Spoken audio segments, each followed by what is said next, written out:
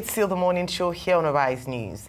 Dangote Refinery and fuel marketers under the aegis of DAPPMAN and Petroleum Products Marketers Association of Nigeria, DAPPMAN, engaged in a war of words over the marketers' allegation that the refinery was offering petroleum products at cheaper prices to foreign buyers and frequently reducing the prices to put financial strains on the marketers.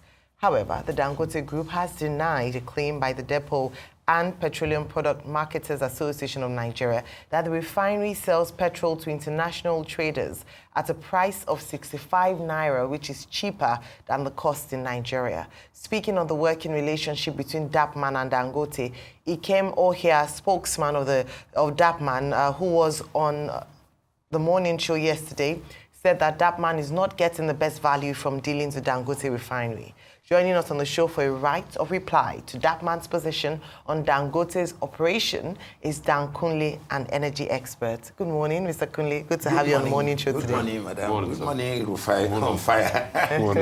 And good morning, Dr. Abati. It's nice to be with these three powerful panelists. Thank you, sir. Welcome. Yeah. Mr. Kunle, let's start with DAPPMAN. Well, two sides. NUPENG first has issues with Dangote Refinery.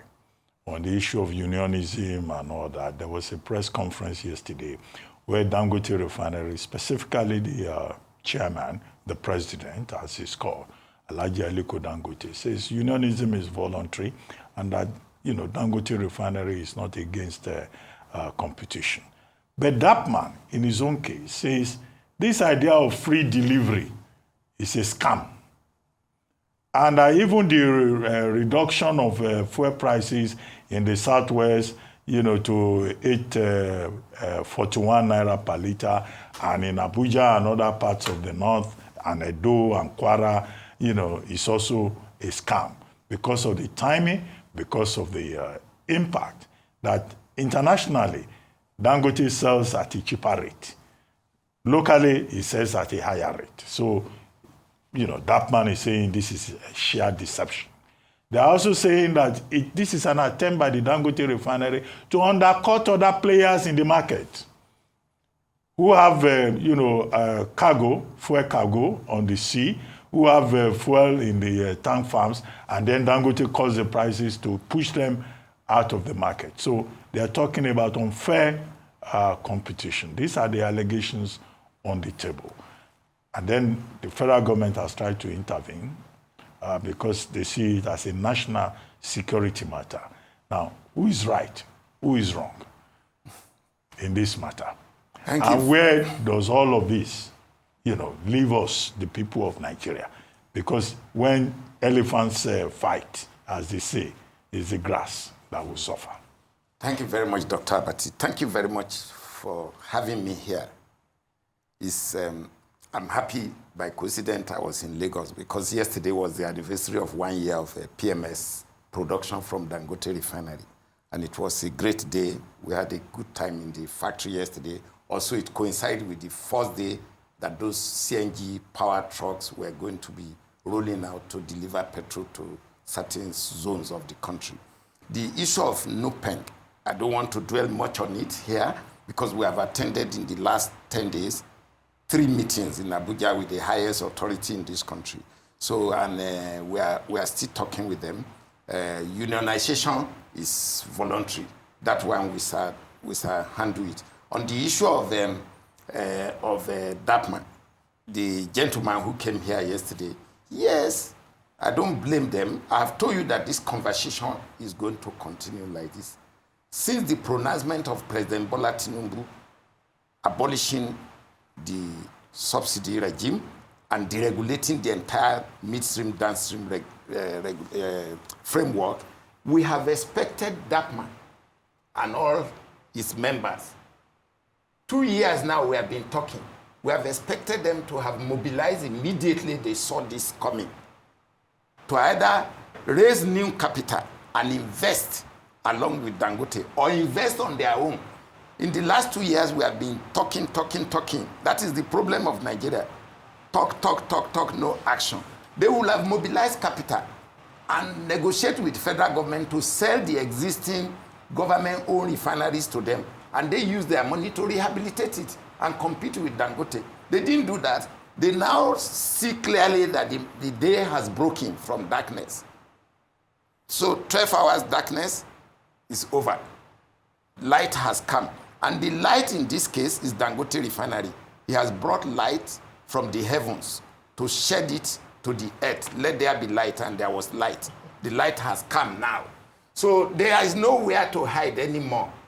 So the issue of two elephants fighting, honestly, Dr. Abati, the other elephant are the importers who wants to dump product to Nigeria.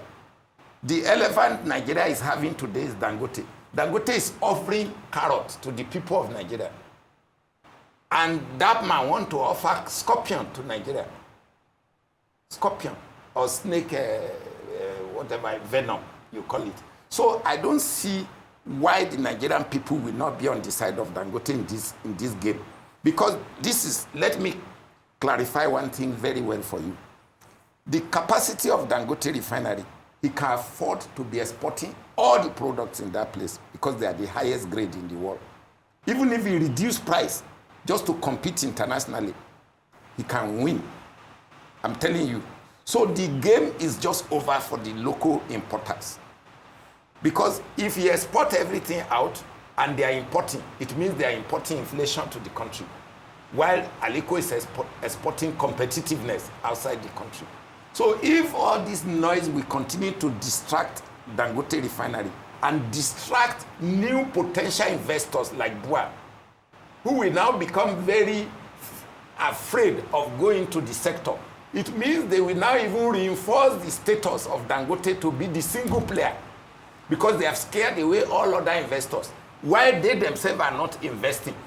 So in fact, they have become even an enemy of the state. That is where the security agency has to come in.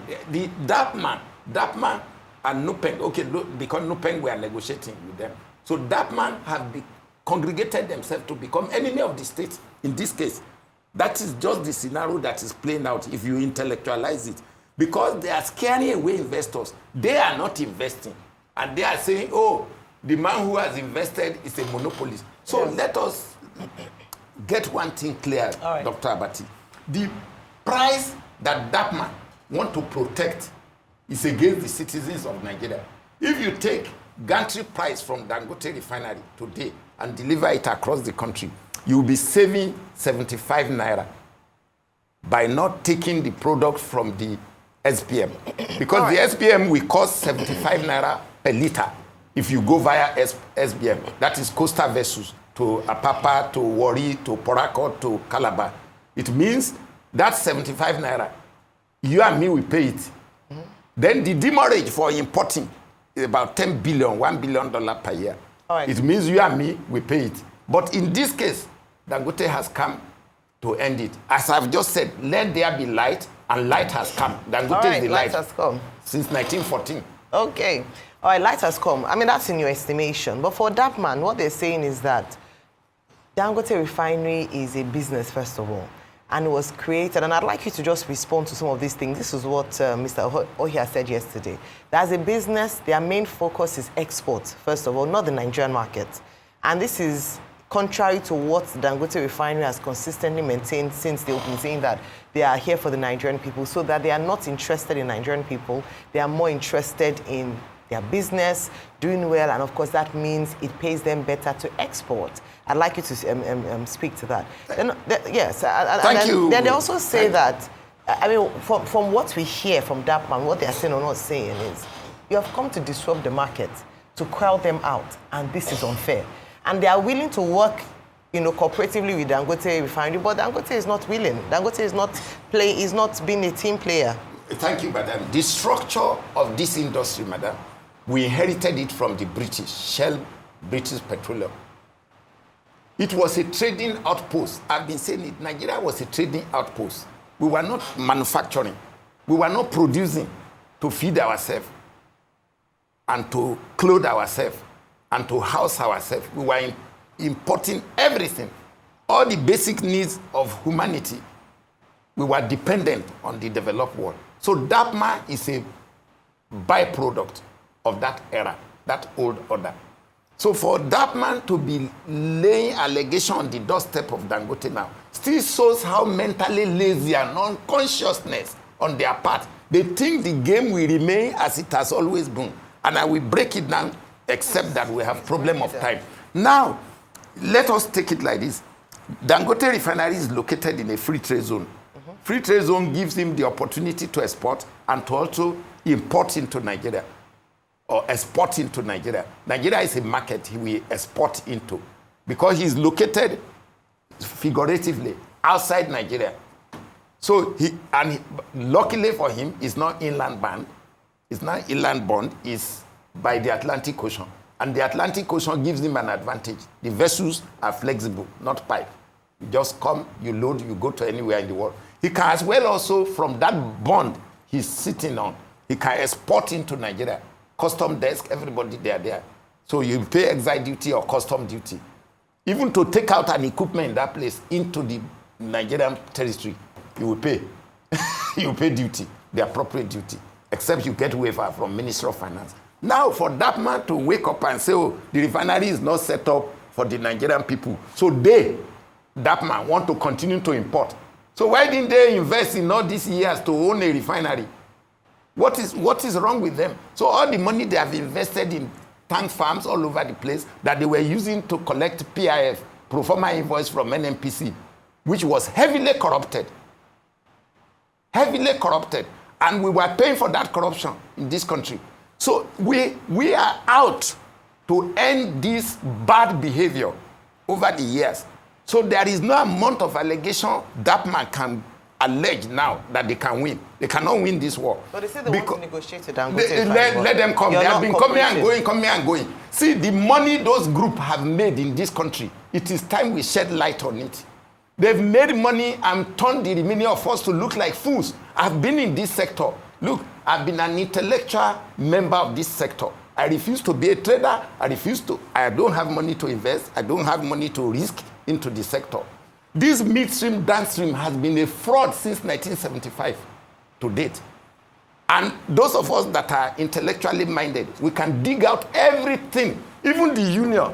Okay. Nobody has audited the union account. The registrar of union should audit the account of the unions, both NUPENG and DAPPMAN. Okay. All the money they take. Okay. They are stupendously rich. That is why they want to find Dangote. Okay. Okay. And they didn't work for the money, madam. They extort you and me. Doctor, they are extorting us. They pile out bills on us. Okay, so let's just get something. So we are breaking the jinx. So we are grateful to President Tinubu for him to have removed this subsidy because Obasanjo could not even do it. Okay. I know there was an energy advisor in 2003 or 2004 who resigned because of the regulation. Okay. Late Professor Tam David West, when the propaganda was on, they made President Buhari to be scared. They say, oh, don't touch petrol can even sell for 10 naira in Nigeria. How can petrol sell for 10 naira when all this misbehavior over the years have piled over there? No, let's we are here to dismantle this monster. I get you, sir. Yeah. Let's get some things right. This is the argument of DAPPMAN. Argument number one. The amount you sell to foreign competitors is lesser than what you sell to us. Can you sell to us at the same amount you are selling to people that are coming to import Dangote's fuel, because they don't want a case where they will now go to Togo and take that same Dangote fuel that you've exported to Togo and bring it back to Nigeria at a higher rate? Is there a possibility we can do a deal for that? Let me clear that one. What they bring from Togo, luckily technology has broken all barriers. If you call Togo now, Lomé, or you call Cotonou now, ask what is the price of petrol at pump price there now. You will see it's about 1,800 naira. Okay. So the blending plant in Togo, I will tell you now what they are doing. The blending plant in Togo, the international traders, they will buy petrol anywhere in the world at any price, mixed price. They will buy very costly somewhere, buy very cheaply somewhere, discounted, including all the Russia crude that have been discounted by almost $20 on every barrel. So they will take all these products and come to Lomé and come and blend. I hope you understand now. So the one that is discounted from Nigeria because Aliko want to push high volume, maybe by $5 on every ton, they will also take it there to blend. So their claim, I expect them to understand the marketing mix better than what he has tried to project Aliko to be. So the marketing mix, my brother, is that they will take low grade here, take high grade here, take anywhere. So when the vessel leave Nigeria, Dangote sell maybe to Vitor or Trafigura, can you monitor where they will take it to? No. Between you and me. So this is what they are saying. Yeah. The price at which you are selling to Vitol or Trafigura, can you sell to us that same price? That's what they are saying. Aliko is already selling to you at that. He will sell. But they claim that you are not selling to them at that same price. That the price you are selling to Vitol and Trafigura and other oil marketers on the international scene, that price is lower and the one you are selling to them is higher. Rufai is. How much are you selling to them? DAPPMAN. They know. They know themselves. No, can we say? They know. For sake of public clarity, how much are you selling? We asked them to buy at the gantry price at 820. Yes. How much are you selling to Trafigura? Trafigura, the international price is based on Platts. It's Platts. It's Platts. It's daily. It fluctuates. So I can't say the exact. So it fluctuates daily. So what you are selling to them, what you are saying is that you are selling to them at the same price at which you are selling to them. It's Platts. It's the same. And let me clear one thing, please. You see, this small blackmail they want to bring, I call it cheap blackmail. It means they are looking for windows. Ask them, the one they are importing, why are they afraid that Dangote drop price? Why are they afraid? Why are they afraid? Why didn't they also drop price? No, they said it's bad market practices. That's what they said. What is bad? They said so once they bring in that petrol at that price, then Dangote goes to undercuts them and drops price, and they are not happy about that. Let them also cut price now. If they say it is cheaper to import, let them cut price. But they're saying it's not easy for them because that's going to cause a price war, and then definitely Dangote has more leverage than them. Let me give you the good news. If federal government give Dangote today, NNPC, additional crude without the premium of about $6, Dangote will even drop price for that, unless exchange rate go up. And they say the reason why Dangote will even drop the price. So these are some of the. They say the reason why Dangote is cutting price is to get market dominance, so that he will now do like he has always done. So all this time they are making this noise and allegation. All this time they are making this noise and allegation. Why can't they mobilize capital and go and build? Why are they scaring away other people from investing? Okay, people like Bua now is busy building his own. When he finishes now, they will say, oh, so why? Look, this is trade, my brother. This is economic reality. It's not sentiment and emotion. This is trade. Mr. Kunle. Is Amazon fighting DHL or UPS? Mr. They are scaring away investors from the country. We need Dangote in 10 places. Let's go back to the grass that we suffer.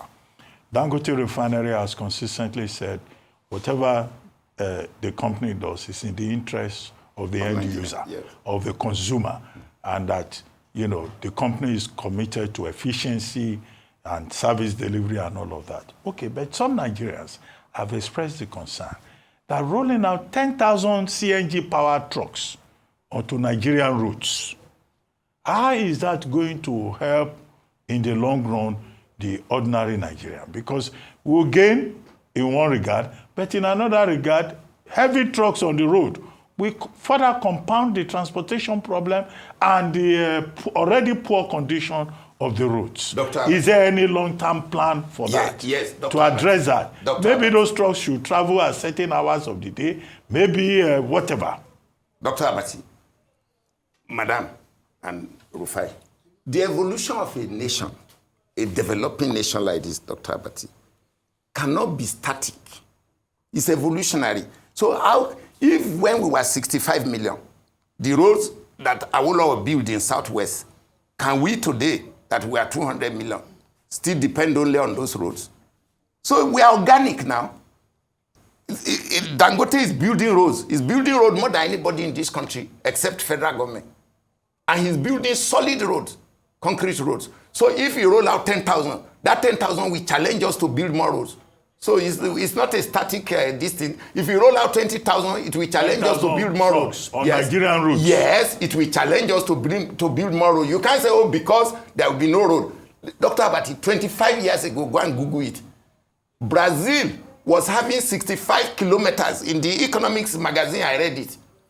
65 kilometers of soya beans and yellow corn queue to the port. The roads were bad 25, 30 years ago in Brazil. Today, go to Brazil, they are the largest exporter of soya beans and yellow corn. So why they have transformed their country. So because, we will transform. They had better leaders. Yeah, we will create better leadership. You and me must ask for better leadership. Right. We must challenge President Tinubu to help us accelerate the economic reform of this country, to fast-track it. That's what I've been challenging him of. That I have not seen a good team that will drive the reform, the deep reform that is required. CNMPC talking about $60 billion to expand. Who will bring $60 billion to this country in this type of situation? That's a great place to end today. So please, that's a great place to end today. A challenge to leadership that where the private sector has made efforts in this regard, then the public sector, the government must meet to ensure that infrastructural development is priority to accommodate this new innovation. Thank you so much. Thank you very much.